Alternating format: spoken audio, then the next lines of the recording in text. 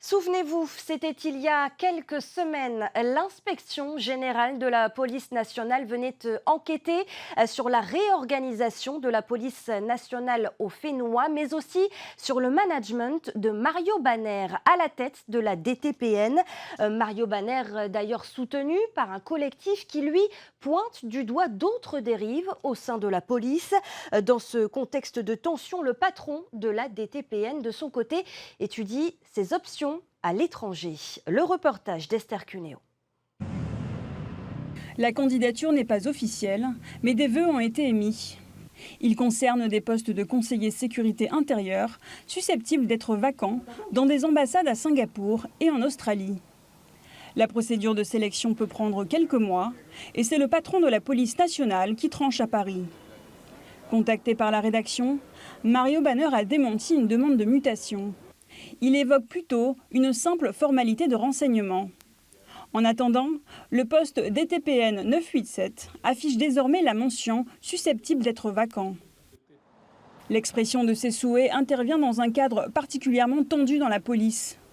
Une mission de l'IGPN début février est d'ailleurs venue examiner la réorganisation de la police au Fénois, mais aussi enquêter sur le management de son commissaire. Relayés par le syndicat des cadres de la sécurité intérieure, les signalements de souffrance au travail sont effectivement remontés jusqu'à Paris, où le ministère de l'Intérieur a été saisi. C'est vrai que nous avons fait remonter de nombreux témoignages, de nombreux faits qui mettent nos collègues dans une situation de détresse. Comme je l'ai dit, il y a quasiment 50% des effectifs officiers qui, à un moment donné, depuis 4 ans, ont été en arrêt psy. Et donc, on considère que la situation est dramatique. Mais le commissaire n'est pas le seul visé par des plaintes au sein de la DTPN, secoué en interne par de profondes divisions.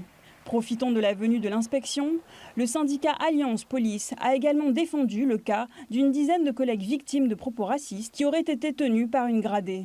Dès lors où on a été saisi par les collègues qui ont été victimes de ces propos, on a évidemment signalé les faits à nos autorités et on a demandé l'ouverture d'une cellule de veille exceptionnelle justement pour recueillir le ressenti de ses collègues et de la personne concernée, chose qu'on attend toujours actuellement, on est toujours dans cette attente.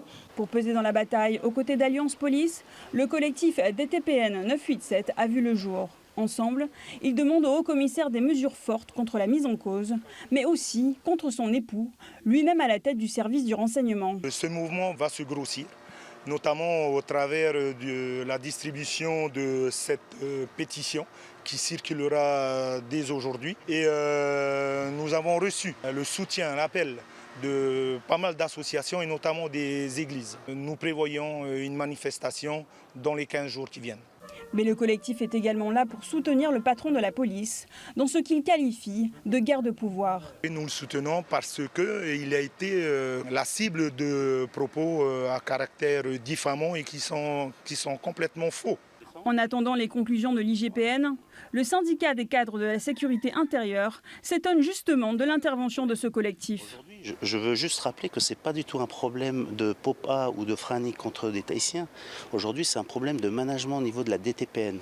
Donc, ce qu'on demande, c'est que l'inspection de l'IGPN fasse sereinement son travail et qu'elle rende ses conclusions. C'est tout ce qu'on demande. Sollicité par la rédaction pour réagir sur toute cette affaire, Mario Banner n'a pas souhaité s'exprimer.